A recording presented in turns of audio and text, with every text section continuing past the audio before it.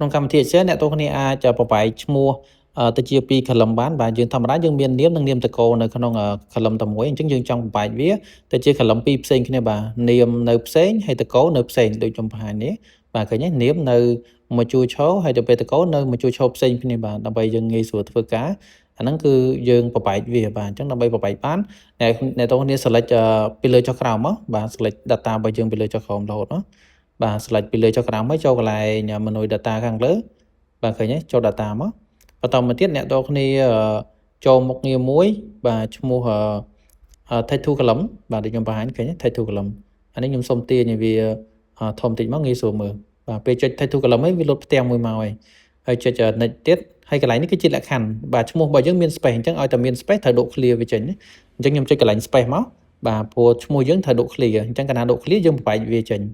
ហើយចុច finish មកចុច OK មួយសារទៀតបាទឃើញឈ្មោះវាប្របែកទៅជា2ជួរឈរហើយបាទនាមនៅមួយជួរឈរហើយតកូលនៅមួយជួរឈរបាទហើយបើសិនជាអ្នកទាំងគ្នាមានឈ្មោះ